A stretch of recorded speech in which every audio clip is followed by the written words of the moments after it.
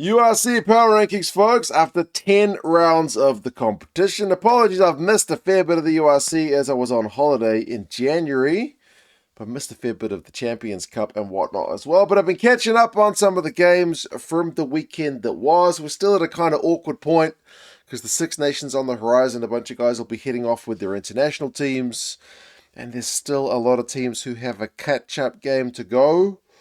You know, the amount of games played will even itself out. But for the moment, we're 10 rounds in. We'll rank them from bottom to top. Remembering that power rankings, we're looking at more on recent results than the ones you've banked on the table and who you've been beating. Have you been beating top teams or bottom teams, home and away, all that kind of jazz. So it is different from the table. Otherwise, I probably wouldn't need to do a video on it. I start with the bottom team, which is the same as the table. Zebra. I don't know, man. When am I going to update your logo? Not yet. Not yet. That's a very old logo for Zebra.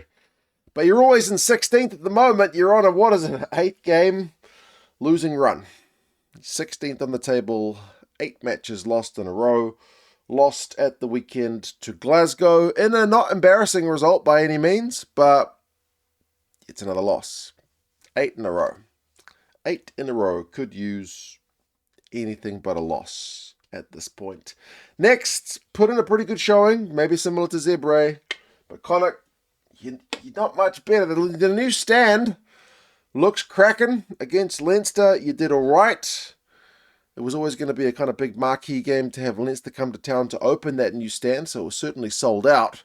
But the result didn't go your way, even if it was a pretty hard-fought one. Ultimately, you've lost about 4 in a row, so 2 and 7?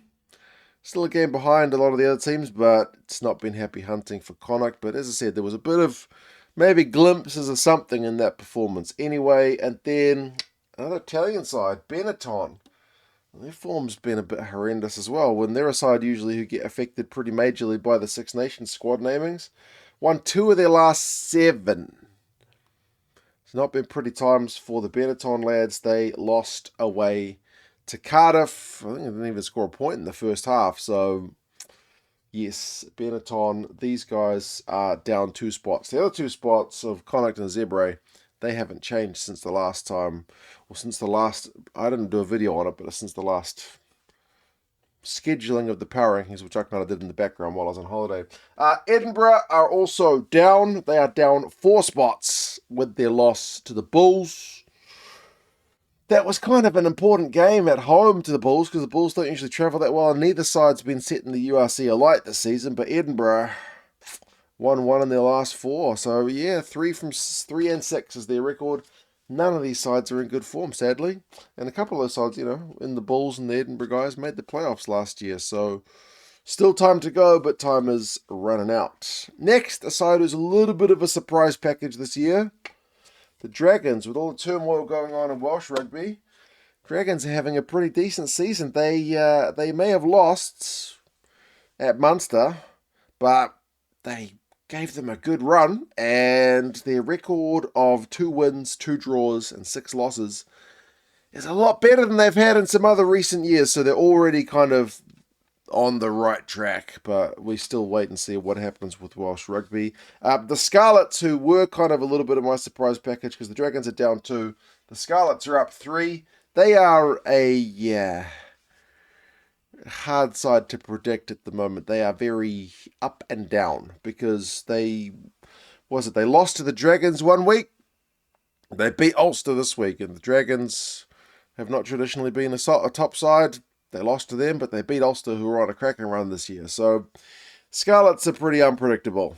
Up 3 spots with that win. Their record is still 3 and 6, so very similar to a lot of other teams. And to be fair on the table, there's a bit of a log jam between 12th and, 8th. There's a lot of teams who 1 win would send them flying up the table. Then we got the Bulls, whose coaching change, still been questioned by many in the off-season, because it's not been kind of instant improvement. I got them 1 up in the power rankings, up into 9th with that win over Edinburgh. At least their losing run is over. They got some tries from the forwards.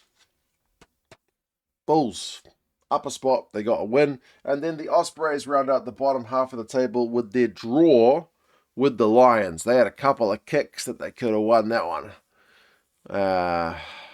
But yeah, they got themselves a draw. And to be fair, the Lions, I haven't put them on the board yet because they're a bit of a surprise package of their own.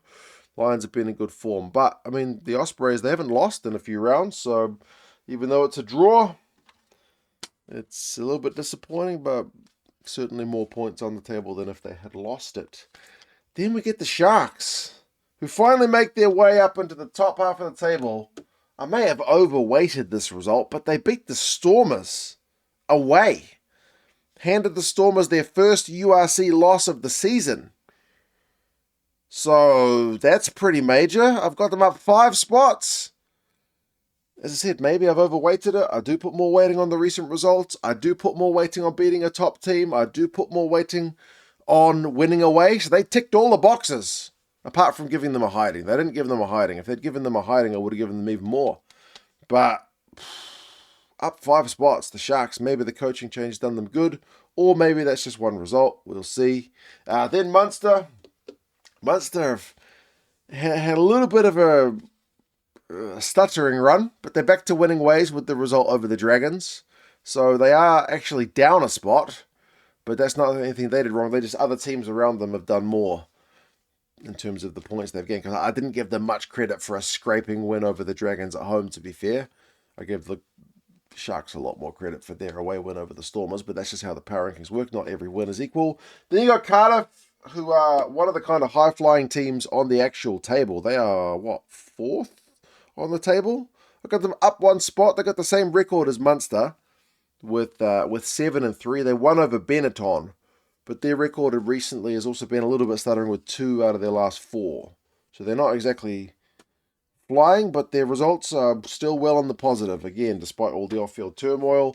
And then Ulster are in 5th. I do have Ulster down a spot with that away loss to the Scarlets. So their little winning streak that they had beyond has been broken, but their record this season, 6-3, is still a pretty mighty good one. I've got them very similar to what they're on the actual table, which is 6th. So that's your top 3, bottom 3 rows. Still got the top row to go, which leaves one real surprise package team in these guys, the Lions. I didn't think they would come out this high, because their record is 4 wins, 4 losses, and a draw. They were ranked above in the power rankings teams who've got 6-3, 7-3, 7-3. So this is just the difference between the power rankings and the table. The Lions' recent form is just not bad, man. They drew with the Ospreys away. I didn't give them a heck of a lot of credit for that. They got a win recently. They lost to the Stormers, and then a win, and a win. So the recent record's good. The only team they've lost to in their last, 1, 2, 3, 4, 5 games, 6 games, is the Stormers. It's not bad. The Stormers have been a good team this year. So, the Lions up 1. It's creeping up, despite the fact that they only got the draw. I think the fact that Ulster lost, otherwise they would still be in that row. Then the Stormers, who did get that first loss. The Stormers have gone down 2 spots. They've dropped top spot in the power rankings. They are still first in the UR. No, they're not. They're second in the URC. They were first for a long time because they were unbeaten. But yeah, they've played a game fewer than the 2 teams above them. Lost to the Sharks. That was a pretty crazy game. That's a first loss. Then Glasgow, who are the team first in the URC. I've got them second in the power rankings with their recent record. I think it's 4 in a row. They seem to be high-flying, in pretty good form. They beat Zebre away, which again wasn't the most convincing of wins. And then Leinster beat Connacht away, which was also a hard-fought one. But Leinster's recent record, they haven't lost since, round 4. Leinster's coming right, aren't they? So I know Leinster always has the microscope on them. People look at their wins and go, you didn't win by enough, or you didn't do this, you didn't do that. But they went to Connacht, new stand, with the invigoration the Connacht players would have felt. Came away with a bonus point win. So, hey, there you go. Power rankings for round 10. They're still a little bit, as I said, uneven in terms of the amount of games played is not the same. But that'll even out as the season goes on. I may have the Lions a little bit too high, but as I said, that's just how their recent form has come out. You guys let us know. I may have given the Sharks too much of a punch-up boost for that win over the Stormers, but as I said, that's just the way it works. The same for everybody. You guys let us know your thoughts. Take care of yourselves, and yeah, I'll talk to you guys again soon. See you later.